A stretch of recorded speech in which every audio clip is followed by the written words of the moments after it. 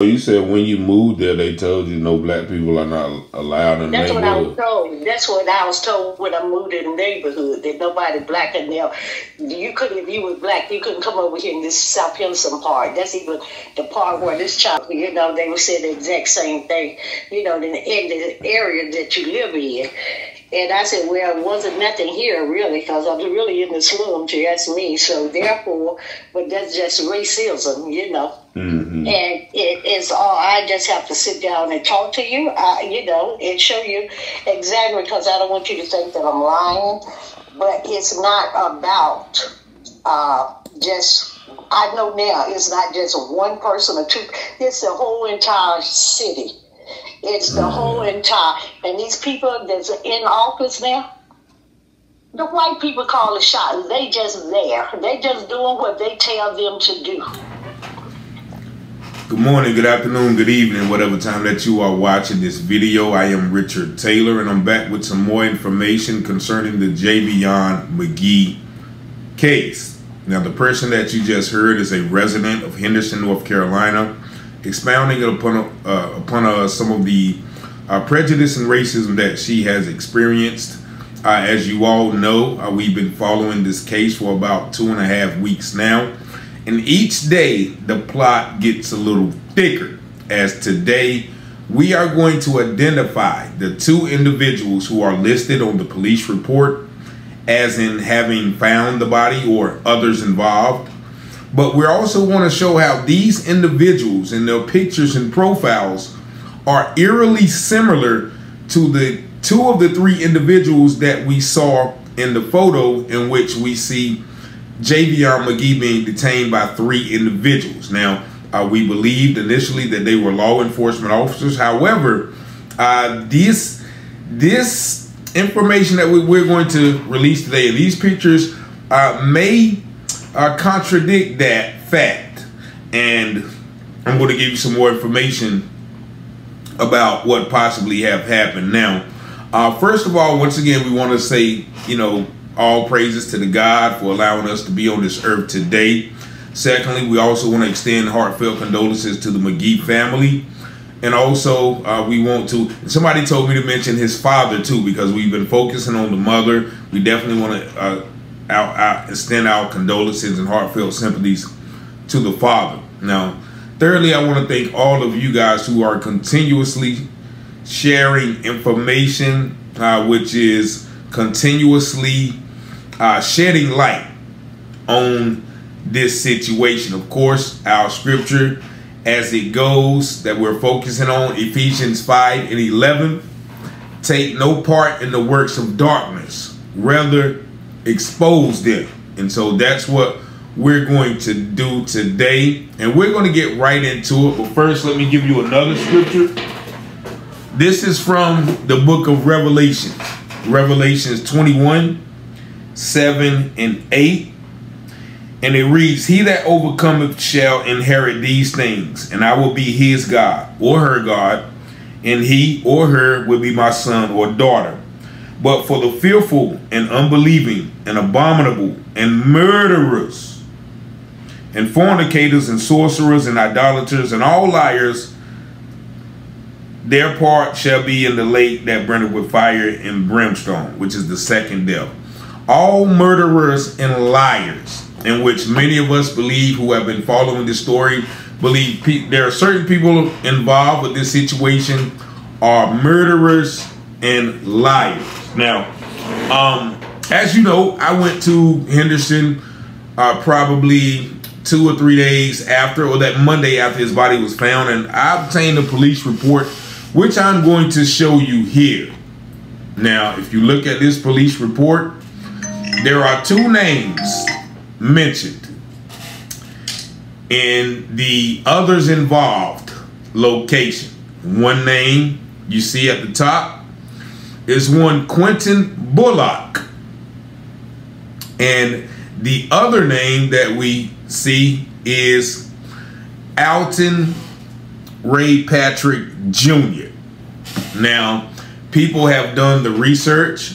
They have also identified Mr. Patrick as the owner, or one of the two owners, because someone told me that the shop was owned by a black guy and a white guy. But if you look on the North Carolina Department of Revenue site, Secretary of State, it lists Alton Patrick Jr. as the registered agent. So nevertheless, and I'm going to play the 911 call also, because the 911 call gives a little bit of clarity or credence to why we, why we may suspect that the owner or the caller involved may, know more than they're letting on. Now, people have been sending me pictures of Mr. Patrick from his Facebook page. I initially went to his Facebook page as well, and I'm going to show you some of the photos of this Facebook page. Now, also, I'm going to show you the photos of the gentleman in the picture. And many people feel like, and especially the people who sent them to me, feel like that this person is eerily similar to the individual in that picture. So without further ado, here's a few pictures of Mr. Patrick. Now there you see him, and I like that shirt. If you listen to Mr. Patrick, it says nobody owes you isht, and he has the, and once again people mentioned that he's by a red pickup truck. Of course, the girl stated a red pickup truck. Many people, the truck driver said a red pickup truck was following him as well, trying to run him off the road. Not saying that this is the person who did it. I'm just once again making relevant statements to the information that we have already received. So nevertheless, we'll go back from this one. Now also we're going to see this one. Someone sent me that as a picture. Now I'm going to just go ahead into the picture. Now if you put this picture and the picture of the first officer on the right to the photo, that profile, I must agree, looks eerily similar. Now you tell me what you think in the comments. Now here is, some more pictures of him with that same beard. I think the beard is something that, kind of alludes to the similarity of the two. And then we have this picture as well. And this is a picture of him, on the beach. And once again, there's that beard. Now, once again, if you go back to the other pictures, and especially if you put that silhouette side by side, once again, you tell me what y'all think. Now, this is the owner of the T&R trailer and lot where Javion Magee was found.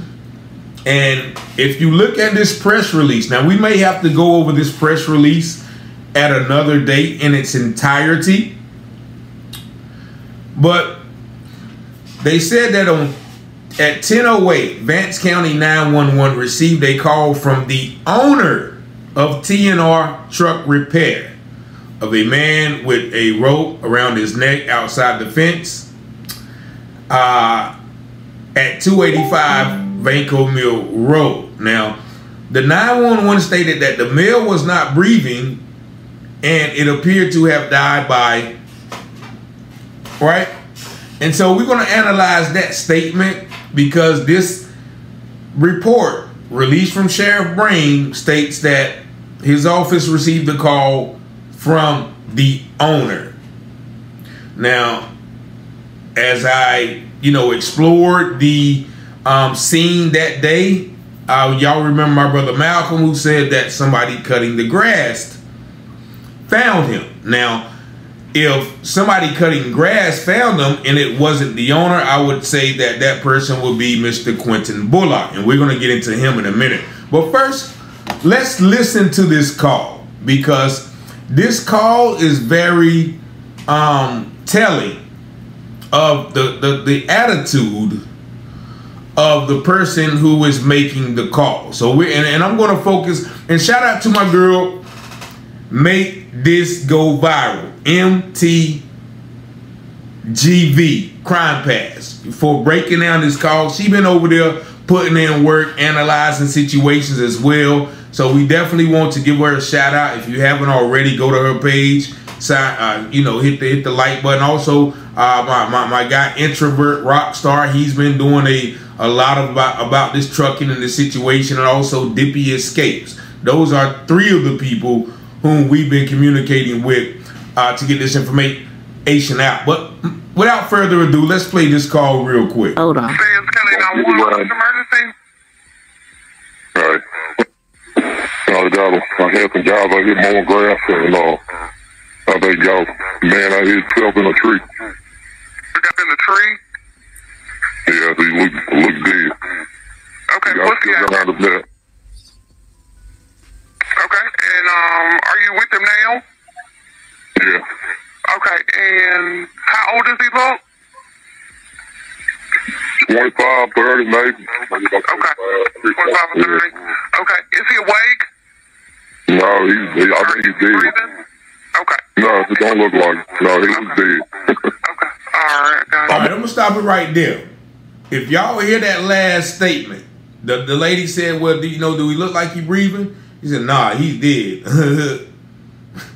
And, at first he said, I got a guy who's been cutting grass, and, we found the guy in a tree. Now, I think my sister put out those trigger words that YouTube doesn't allow to be used. So, that's what she said. And of course he said, well, it looked like he I had a guy cutting grass and it looked like he unalived himself. And, the lady asked, well, was he breathing? Nah, he's not breathing. Is he black or white? And the guy just literally said, he dead. He dead. I'm going to play this part real quick over for you, because I think that last chuckle says a lot about if this is Mr. Ray Patrick. It says a lot about... Hold on. Emergency. All right. I had some guys out here mowing grass, and I think y'all, man, I hit himself in a tree. You got in the tree? Yeah, so he looked dead. Okay, what's the around his neck. Okay, and are you with him now? Yeah. Okay, and how old does he look? 25, 30, maybe. Okay, 25 or 30. Okay, is he awake? No, I think he's dead. Breathing? Okay. No, it don't look like it. No, he was dead. Okay, all right, got it. I'm a first responder. I don't know how long you've been there. All right, I'm just putting it on. So, once again, he says, okay, well, he dead. I'm a first responder. I don't know how long he been there. Then he goes to extra splaining. Watch the extra splaining that he does to make it look like, that I'm going to repeat it when he says it. So let's play this one more time. I don't know how long you've been there. All right, I'm just putting it all in here. One second. Oh, pretty good.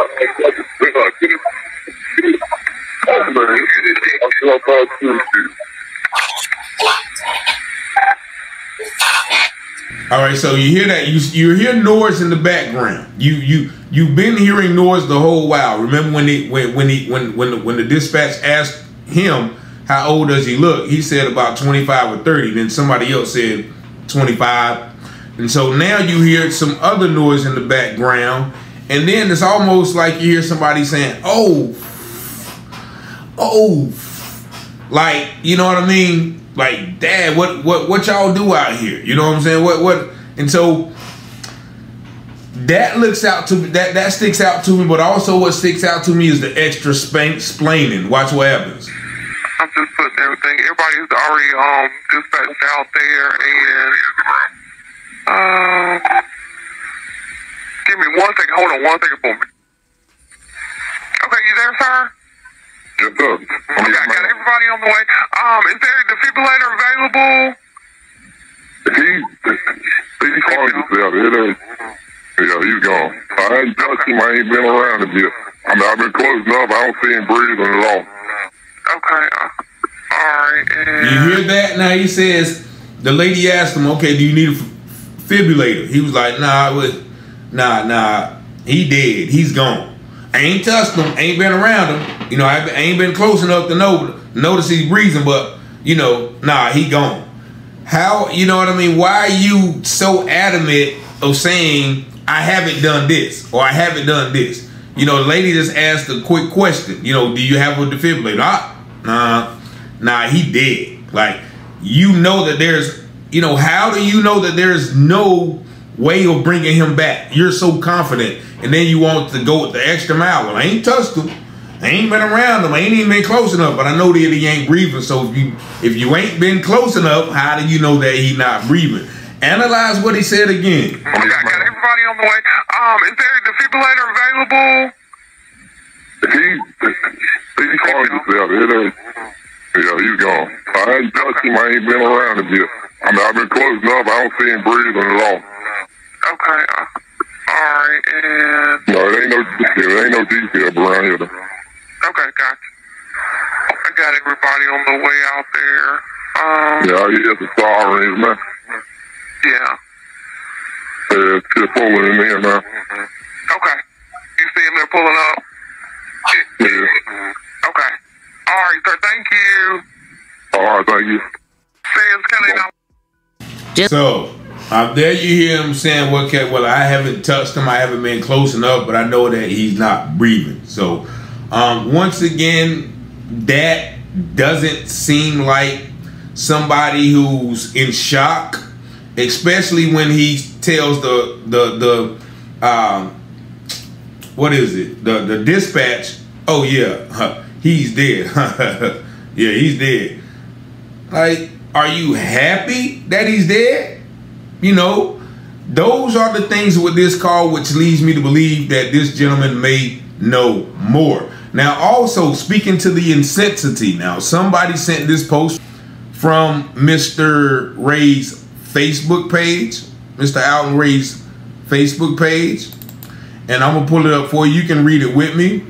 Now, you see this post was made on September the 11th, the same day that Javion Magee was found.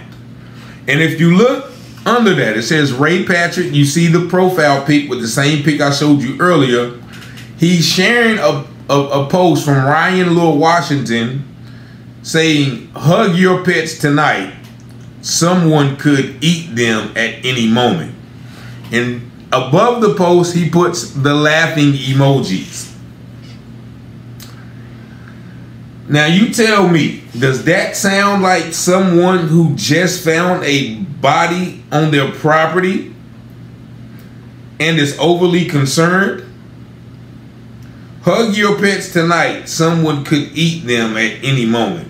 And if you're familiar with, you know, that vernacular, someone could eat them, you know, in the streets, you know, we call victims food. You know, you're food, man. We're going to eat you for lunch. We're going to eat you. You know, so hug your pets tonight. Someone could eat them at any moment. Could that be referring to a situation that happened with the young fella? So, but going back to the picture once again, and I'm going to make this comparison. You guys can see, does this look like this possibly could be Mr. Patrick in that photo? Now, also someone sent me this photo right here. Now, this photo is of another police officer. I don't think this is Mr. Patrick, but this photo here was sent to me as well as someone who may resemble that person. Now, you see right there, right? You see that police officer right there. He has a beard, but his beard doesn't look as full as that beard in the picture, right? But we have to, you know, continue to search. Now, once again, we don't know, and I think there's another picture of this guy that they sent me. This other officer here. And I think that's him at the cookout there. Nevertheless, let's move on to Mr. Quentin Bullock. Now, of course, again, I went to Mr. Quentin Bullock's Facebook page. And these are some of the pictures that I pulled up there. You see Mr. Bullock in his workflow regime. Also, you see Mr. Bullock there on a tractor trailer there. You know, he's, you know, tractor trailering it, John Deering it up. There's some more photos of him, but someone actually sent these photos. And so I want you guys to look at these photos with me. Because, again, this person makes the analogy. Look at this photo right here and look at Mr. Bullock. They put a collage together. And if you see the guy in the top, that's Mr. Bullock, and I put him side by side. But also you see the guy to the far left. Many people were saying that that is a black man. And if you can tell by the head shape and by the edge up and by the complexion, that could be possibly Mr. Bullock standing in that trio of men in which we first thought were police officers. Now we all can, I guess, see the resemblance of the possibility of it being Mr. Patrick in that photo, along with the other two gentlemen.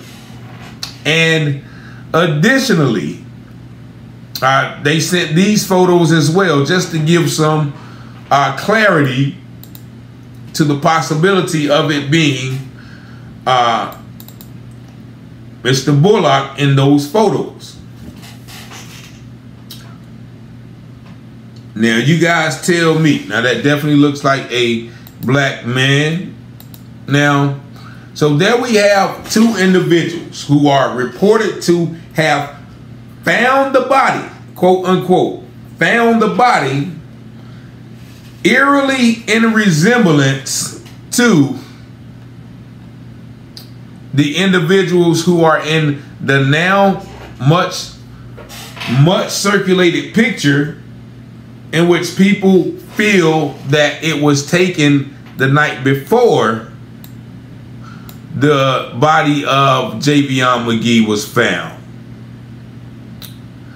Now also, this other picture, now like people, and I commend y'all because people are really digging deep and getting information and sharing possible theories. There's another picture that someone sent me of this officer. Now, if you see this officer, and if you look at the profile and the height of the other, and I wouldn't call them officers now, but if you look at the other gentleman in the picture, this photo may be eerily similar to that person as well. Now, I'm not saying any of these are cold hard facts. We are just taking information given from the police report, comparing it to the 911 call and what happened, but also comparing the individuals listed in the police report to the individuals taken in a photo which has Javion, which everyone believes that is Javion positioned on the ground in front of those three gentlemen. And that was supposed to be taken the night before his disappearance. So also in this report, we have to look at this as well. This is something to examine. It says an employee of Tractor and Truck Repair told investigators on the scene that the trucking company had called their shop requesting that they check on the driver because the truck had not moved. Now, this is after Magee has been found that they're telling the investigator that, right? So are they saying that they went outside and checked on the truck because it had not moved, or did they find Javion first? So it's 10:08 now. Mind you, we done went down the timeline, and this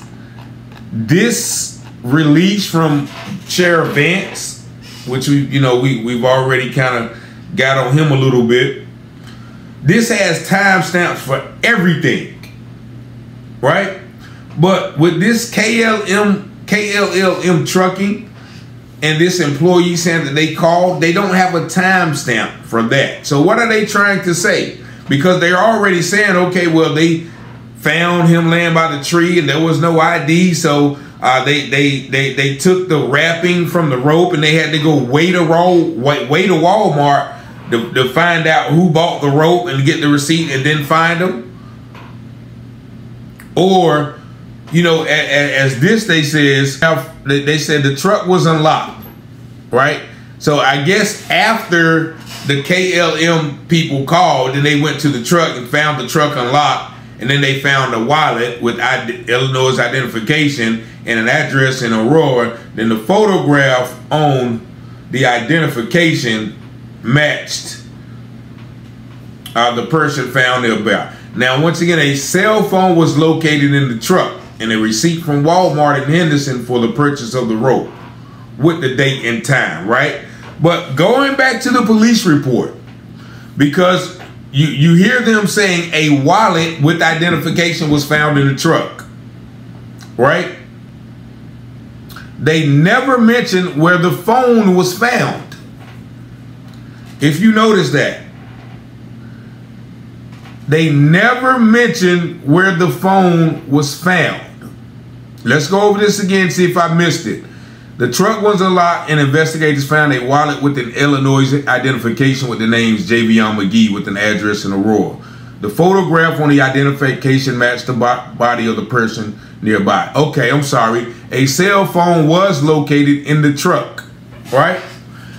So in the police report you see here, they have the wallet, ID, all of the rope and all of that. So why don't they have the cell phone? I was thinking maybe they didn't find the cell phone on him, but they didn't find the wallet on him also. So why did they decline to put the cell phone in the report? Could it be that one of the perpetrators took the cell phone with the intent of, okay, well, if they don't have the cell phone, well, they can't find them, and somebody woke them up like, nah, bro, they're gonna find the cell phone. Like it's an iPhone, it's iCloud, so we gotta give the phone back. So could it be that they got the phone at a later time?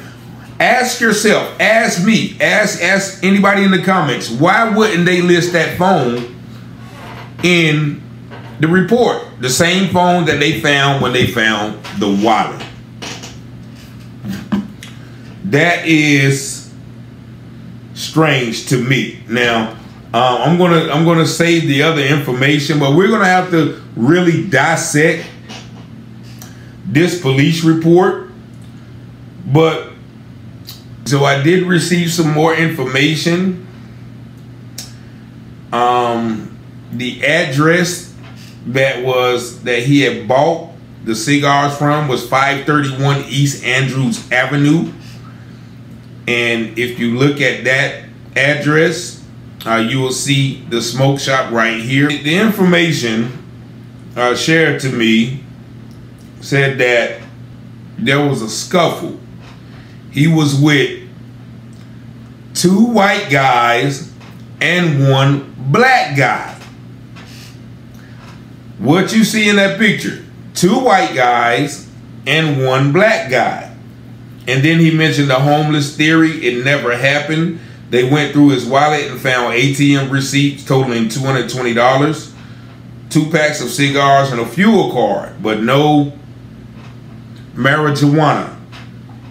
And they told me that they had words, and they thought that he was trying to steal something from them because they had some things stolen months ago. Now, I don't know if this information is altogether true. I'm just saying what, somebody who seems close. His information has been right on point. So they said they put a lock on his trailer. That's why he got upset about it and had words and some pushing and whatnot took place. They called the law on him, and because he was suspicious in a wooded area by the shop. They saying he was alive when they left and don't know what happened to him once the deputies had him. The guy you mentioned that was cutting grass wasn't the first to find him. The shop owner found him. That's why she tells him they have deputies already en route. Now, this person says Patrick didn't hurt nor his nephew. They thought Javion was a thief. That a deputy that knows choked him out and broke his neck. Mr. Patrick found him. The deputy didn't know how to make a noose, so he just wrapped the rope around his neck to look like that. So, if that is the case, that, he got in a scuffle with two white guys and one black guy, and then they left and just left him there, then they evidently called the deputy. The deputy came out and choked him out and broke his neck, but then, Mr. Patrick just found him, and he found him. If this is the same guy that they was arguing with earlier, I mean, it really, what I'm saying, like it's plausible, but I'm agreeing to when they first had the fight, information was given me earlier, when they first had the fight, that was the time of Javion's demise, so this gets a little more tricky. Now, also, we got to focus on this press release because the medical examiner conducted an autopsy. The pathologist determined Javion did not have any defense wounds. Now, you got to be careful with these because, as somebody told me, all of the pathologists, the medical examiner, the sheriff, the DA, all of them work in conjunction in the county. Now, also, Sheriff, I don't know why I keep wanting to call him chief, but Sheriff Rain mentioned yesterday that he was going to call the SBI in. Now, the thing about the SBI, people told me about it, was the SBI have officers, field officers, that work particular locations. So the person he's calling from the SBI is a person that always worked this location. And that's good from a public point of view, but if you're talking about the SBI agent who continuously works with these guys and creates narratives and forms perspectives, this guy is going to check them on there, or is he going to go along with what they say? Oh, okay, this is what you guys say? Okay, I'm going to check off on it, make you guys easy. But from what I've understood, and the information that has been given to me is that the federal boys, my man told me that the boys from Fayetteville are here. And I'm like, Fayetteville? And he was like, yeah, the FBI, as I mentioned last night. So it sounds that we are getting, some traction. People, if you do want to, people are asking about, the sheriff. I got a gentleman that called me today, said he spoke with the sheriff, and the sheriff still goes with that kind of narrative. That's what, according to him. So I'm asking everybody to call the sheriff office. Call the Vance County Sheriff Office. Give them a phone bomb. 252-738-2200. Ask to speak to Sheriff Vance. Ask him these questions that we have all been asking each other from the time that we've been uncovering this information and deciphering the misinformation, I'll go and say it, or the disinformation that has been told to us through various outlets. And I want you guys to stay vigilant. Once again, I thank everyone who has contributed via information, via words of encouragement, via, just via connection, via monetary contributions. I thank you all once again. If you do feel the need that you want to bless me, bless this channel, bless this work, you can send your donations to $ Rich Money, RICHMONEY 7777, or you can use Zelle. You can call my number 919-587-7782, or you can, just call me directly. Or if you want information on email or any information on any information, or if you have information to share, TaylorPublishingHouse@gmail.com. Once again, I want to say thank you guys for being faithful, being vigilant. I think this case is growing traction. A lot of people on a lot of TikToks and other YouTube channels are sharing the videos that we have done and other people have done. So, much respect to those people who are sharing the narrative, getting it out. I have no problem with that. But, we just want to thank God, because once again, it is only because of the hand of God moving in this situation and exposing these things. Because once again, God is all powerful, all knowing, and all wise, omniscient, omnipotent, and he's everywhere, omnipresent. So I'm going to leave y'all with this scripture right here. And hopefully I can find it real quick. It's another scripture from Revelations. And that's what we are looking for. Revelations in this situation. And it's from Revelations 22. And I'm going to read at 14 and end at 15. It says, "Blessed are they that wash their robes, that they may have the gift to the tree of life and may enter in by the gates into the city. Without," which means outside of those gates, "are dogs and the sorcerers and the fornicators and the murderers and the idolaters and everyone that loveth and maketh a lie." Murderers and everyone who loveth and maketh a lie. Now, as we've uncovered, a lot of these things seems dishonest, untrue, and basically an outright lie, considering the death of this young man. So we want to once again give all praise and glory to the Most High God. Thank you for tuning in. Make sure you like, share, and subscribe to the video. And also, once again, if you do want to contribute, the Cash App is $RichMoney777. We also want to once again extend heartfelt condolences to the Magee family as they prepare to lay their son to rest within the coming days. Much love, peace, and blessings. I'm out. Y'all have a blessed day. From local stories to Wayne County news, get ready to dive into everything happening in North Carolina with Taylor House Publishing. Got a story to share? Shoot us an email at taylorpublishinghouse@gmail.com. If you're looking to publish your book or need some top-notch mentorship, we've got your back. Join the excitement with the one and only Richard Taylor, right here at Taylor House Publishing. Speak with Richard directly at 919-587-7782. Don't forget to smash that like button, hit subscribe, and invite your family and friends to watch. From Wayne County to the Carolina coast, Taylor House brings the news you love most.